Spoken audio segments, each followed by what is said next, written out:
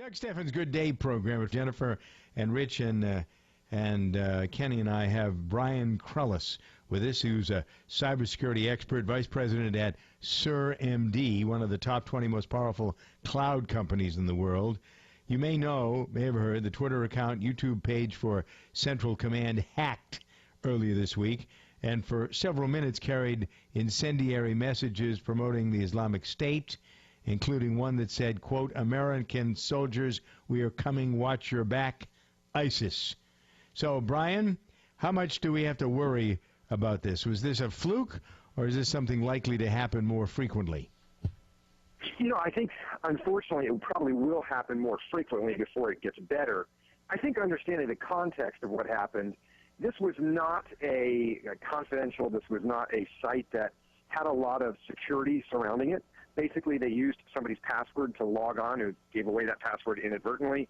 But I think what this does, the silver lining here, is I think it gives us a kind of a wake-up call to say, okay, both federal, state, and local governments, let's look at all of our online activities, and let's look at where we need to beef up security and where things, maybe like a bike lock, are okay. I think we need to do that audit, and I think that's probably the silver lining of this. All right, so Rich tells me the offices for our network are in Arlington, and it's a big area for all kinds of government contractors. It seems the president visited the offices of this Central Command group yesterday. It was related to this, Rich? The DHS building next door to us has the cybersecurity unit in it, so he was here yesterday. And I would suspect, Brian, that after the North Korean thing and then this the other day, that this was a big part of the conversation the president had yesterday? I think so, and again, I think from a federal government standpoint, I feel fairly secure. I'm not saying that there might not be some hiccups along the way, but I feel fairly secure. I think where I'm not as secure is if you look at the private sector, if you look at maybe local and state governments. I think when it comes to these entities, they never really were thinking about terrorism. They were just thinking about, especially in the private sector, making sure that I can protect my secrets from my competitor. And I think now that we're thinking about cybersecurity from a terrorism standpoint, I think we're looking at a whole new level of security that we're probably not ready for, and it's probably going to take us 3 to 5 years to get there. So how embarrassing is this? Never mind how easy it is or not easy.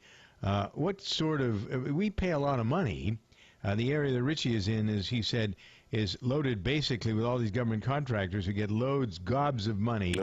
I mean, look at the foolishness with the healthcare website and how much money that involved. And so you wonder, are these people really looking out for our best interests? Well, there's a couple questions there that I think need to be answered, and it may take us a while to get there. But traditionally, right, if you look at retail crime, 75% of it happens from an employee.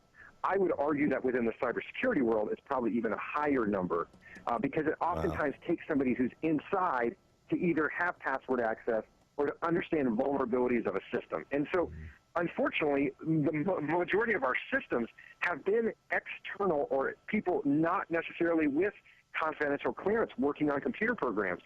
And so there is that possibility. Now, secondary, it was embarrassing, but we're starting to find some intelligence, and it looks like some of this hack happened from a 20-year-old in Britain who was somewhat famous, went to prison for 6 months for hacking Tony Blair's address book.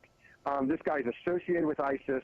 I think that their goal is they don't necessarily have the intellectual capacity right now to hack the federal government, a main site, the true Pentagon.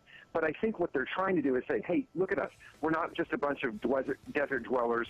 We do have some sophistication. Come join us. We're bigger than people are making us out to be. And I think that's their goal here. This is the ISIS. These are people that believe in ISIS selling this message, right? Yeah, I think that's what they're trying to say is, I think right now they've really kind of gone after, kids in poverty, right? It's almost like a game. Of course they have, and that's where they get their recruits. But, yeah, I understand the contradiction there in terms. Brian Krallis with us on Good Day.